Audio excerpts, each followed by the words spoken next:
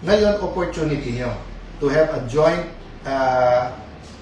circular then or joint statement saying that we apologize to the honorable senators of the new majority kasi nakikita namin ngayon that nag-move ng tama. By the way, Lodins, yung ilan sa inyo criticize sa amin. Hindi ba sunod-sunod po na pinatunayan sa Supreme Court na tama po kami? To God's grace, tuloy-tuloy po ang trabaho. Magandang hapon po sa akin na Facebook family. Kanina po, I expressed sentiments, narrated some facts, made some suggestions. Now I just want to make an update. Before that, someone told me, battle of narratives ang nangyayari. And may angal po ako doon. Because real lives is not about narratives. It's about the truth. Diba? Kung ang narrative mo, ito mga nagugutom, tulungan natin. Ito yung impeachment, dinidelay, wag natin payagan. Kaya nga po narrative may script. People are really suffering because of the high prices, hindi lang ng diesel, LPG, gas. Yung 7% inflation, yun po ay average, yun po ay isang basket at karamihan dun pagkain. But maraming hindi kasama dun sa indicators na yun ng basket ay sobrang tumataas ang presyo. Having said that, may kakulangan. Mataas na presyo, meron pang shortage doon po sa fertilizer. May parating pa na Super El Nino, and then eto naman tag-ulan, hindi pa naman naayos yung ating mga flood control. So I'm very concerned about the day-to-day life of each and every Filipino. That is why we're trying to put some order in terms of priority. So ulitin ko po hindi po magulo ang Senado. Look at our session since I took my oath. Lahat ng session very orderly, puno ng substance, at sumusunod kami. Yung panggugulo ay nangyayari before or after the session and was beyond our control. Meaning kami ay nagre-react. So kanina nilinaw ko na receive na ng Senado ang articles of impeachment. Ang tungkulin ko po ay sumulat sa House of Representatives. Ginawa po natin kaagad yon. Kahapon pinadala natin, Wednesday night, sa gitna ng kaguluhan, ni-receive. At I'd like to thank the Senate staff, Secretariat, na iwan sila. Napakadaming dokumento, papakita ko po sa inyo, pero inisa-isa nila yon na siguradong kumpleto. Bakit po? Hindi nila masacertify sa akin at hindi ko sesend sa House nang hindi ito natatapos. Kinonsulta ko lahat, pati sila. Sabi, sir, huwag na natin tantanan, tapusin na natin ito tonight para bukas mapadala natin. So in the meantime, nang pinadala sa Senado, yung articles of impeachment po ay pinadala na sa lahat ng opisina. Makikita po natin dito ang pangalan ng mga senador, tapos yung receive ng staff nila at saka yung date and time. So 23 senators chose to receive it already. Ang natira na lang po ay office ni Secretary Risa na Senator, ano sabi? Secretary. Sorry. I was on my mind kasi yung Sergeant at Arms at Senate Secretariat, no? Again, salamat sa inyo. But the Secretariat, ipapadala to sa Vice President para sagutin niya. So ito po ang sulat ko po sa lahat ng mga senador na marireceive po nila. For the honorable members of the Senate, I write to inform you of the action taken by this office in connection with the impeachment against Vice President Sara Zimmerman Duterte transmitted by the House of Representatives. The Senate received the resolution of the House of Representatives setting forth the said articles of impeachment together with annexes thereto on May 13, 2026. On 13 May 2026. Pursuant to Rule 1 of the Senate Rules of Procedure on Impeachment Trials and consistent with its mandate under Article 11, Section 3 of the Constitution, the Senate has taken proper order of the impeachment and shall immediately proceed to its consideration. This office has accordingly communicated the Senate action to the House of Representatives through a letter addressed to the Speaker of the House of Representatives dated 14 May 2026, which they received on that date. By the way po, nakausap ko rin po si Speaker sa phone noong May 13 at binanggit ko po na we will be replying at natanggap na po. Yes, kasi papunta or nandun na yung taga-House of Representatives. In view of the foregoing, the Senate shall convene as an impeachment court on 18 May 2026 at 3 p.m. in accordance with the applicable rules and procedure. You are hereby requested to be present at the session hall on the said date and time in observance of the solemnity of the proceedings and pursuant to the Senate Rules of Procedure Impeachment Trial. All senator judges are enjoined to wear their robes upon the convening of the impeachment court. Your presence and cooperation are essential to the properly orderly conduct of these proceedings. Yan po.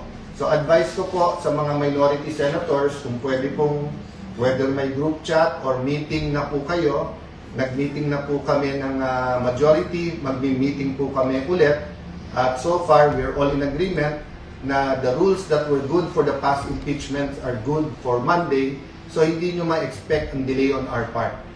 So outside the Senate, kung sino man ang nagpapakana ng narrative na kaya nagpalit ng leadership para i-delay yung impeachment, it is absolutely not true. Lawyers are officers of the court. I believe in the honor, in yung pinaghirapan ng bawat isang abogado, yung pagmamahal sa Diyos, sa bayan, sa konstitusyon.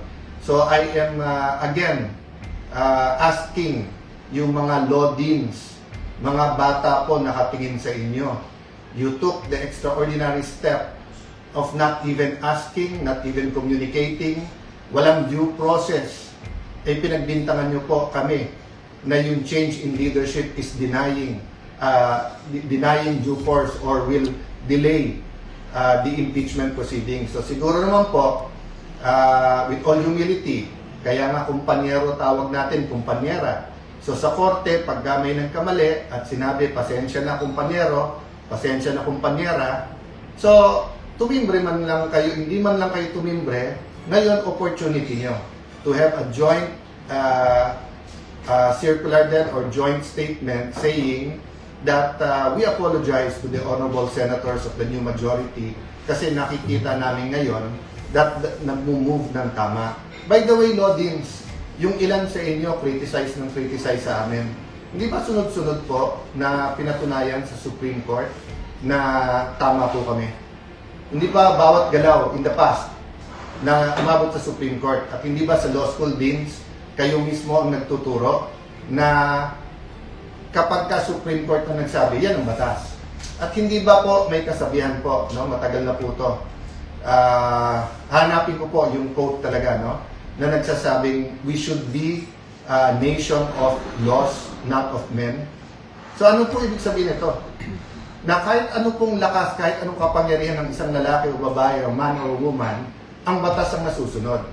So kung nag-a-argue tayong lahat, tapos may desisyon na ang Supreme Court, kayo pa rin ang tama, yun po ba ituturo natin sa mga law students?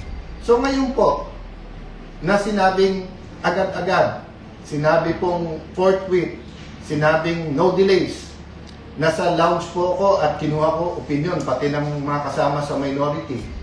Sa Lunes po, hindi po yung majority ang magiging dahilan ng kahit anuman delay. Kailangan ko pong meeting at kailangan ko po i-announce sa inyo na may acting Sergeant at Arms tayo. Bagamat ginawa lang ng Sergeant at Arms sa kanyang trabaho at prinotekta ng integridad ng Senado, ipasok ko lang po yun. Kayo po, pag may pinagsabihan na kayong isang grupo, huwag na kayong lumapit sa bahay namin. Nagkokos kayo ng tension. At sinabi ng grupo na yun na armado, sige sir, hindi na kami lalapit dyan. Tapos nakita mo, umaligay sa bahay mo. May dalang mahahabang armas.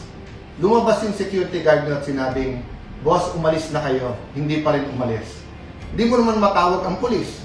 Dahil nandun na sa pulis sa labas na ilang libo. May pulis ka naman sa loob. May marines din sa loob. At pagkatapos, nung nag-warning shot ka, bumaril pa punta naman sa inyo. Anong gagawin nyo sa bahay nyo?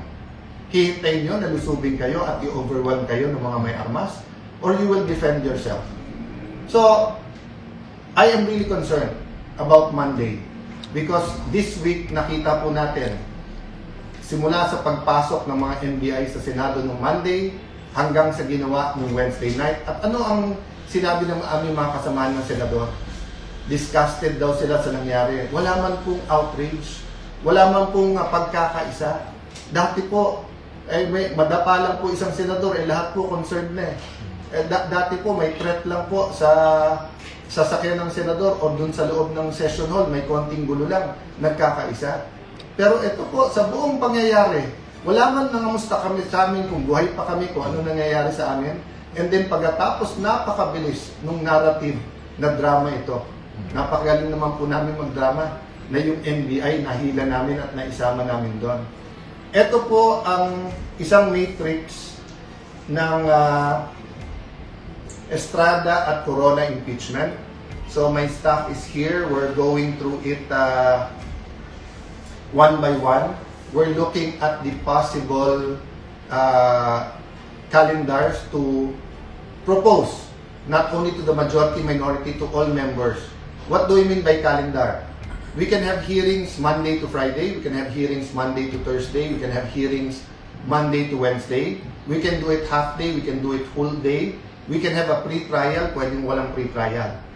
Normally, or let me put, if it's normal times, meaning walang economic crisis, walang Iran, Israel, US na kaguluhan na nakakakos ng problema sa ekonomiya, I would suggest na itodo na natin 90% of our time matapos yung impeachment. Pero nakita nyo po yung past impeachments. Kahit one article of impeachment lang, 3-4 na buwan ang inaabot. So I'm really concerned about how we can have the eyes on the ball. Yes, we will have to multitask. That is our duty and we will do that. But how much time do we spend every day on each task is very important. And it's getting harder because of certain people who want to sabotage the impeachment process because of their narrative or because of 2028. Let's forget the future next year, 2028. Dito mumunta day by day yung kakainin ng ating mga kababayan, yung pamasahin ng ating kababayan, kung yung mga nawawalan ng trabaho sa ating mga kababayan. Dito muna tayo sa day-to-day. So kung gusto niyo ako tanggalin Monday, sige, trabaho muna tayo till Sunday. Gusto niyo akong tanggalin ng Tuesday, trabaho muna tayo till Monday. But stop these plots and stop lying to the President. No? Yung NBI, please, marinig nyo kami. Lahat ng may konsensya sa gobyerno, isuspend muna natin yung NBI Director. If you suspended the Sergeant at Arms, suspend also the NBI Director para parehong imbestigahan. Sabi ng Pangulo, independent investigation. If we do that, then baka may pag-asa po tayo, no? And prevent any other plots. As I talk, as we work, maraming nagmi-meeting para lalo po tayong guluhin. We may disagree with each other on many things. Religion, economics, politics, no? Culture. Napakaraming dahilan na tayo'y magkagulo. Napakaraming dahilan na hindi tayo magkaisa. But siguro naman, we can agree on a common direction, a common destination. So, dun sa nakikinig, who doesn't like the new majority or doesn't like me, where do you want the country to be? What's the direction? O dun naman po sa kamping-kampe, ano yung gusto nyo sa ating bansa? Di ba pareho? Hindi ba ang pinag-aawayan lang natin dalawa? How to get there and who will lead us? So, let's have a leadership that coalesce. Ba't hindi tayo magtulong-tulong? Then why don't we draw a roadmap paano tayo makakarating doon? Sa bawat problema po, may solusyon. But hindi po solusyon ang ubusin ng kalaban. You know, you cannot kill an idea. No, we have different ideas. So let's see which is the majority idea. Let's see if we can collaborate, cooperate. No? So uli, matatanggap po yung sulat na to. Friday pa lang naman po. I don't think there's any problem. And I hope wala ding maging problema sa Lunes. Sa ating mga kababayan, please pray for us. Kung sasabihin niya ng iba, I don't like you, well, sabi po sa Biblia, love your enemies, pray for your enemies. So, if we can pray for our loved ones and we can pray for our enemies, may hope po tayo. Pag-pray nyo po that our leaders will open lines, build bridges. Marami po ngayon gustong pasabugin po yung mga tulay para hindi mag-usap-usap. Marami po ngayon gustong i-cut yung linya. Alam kong wireless na ngayon, but imagine yung type na telepono, lahat may wire. Gustong putulin yon para walang pag-uusap, para sa sarili lang interest. Huwag po natin payagan yon. So magandang hapon po. I hope everyone has a peaceful weekend.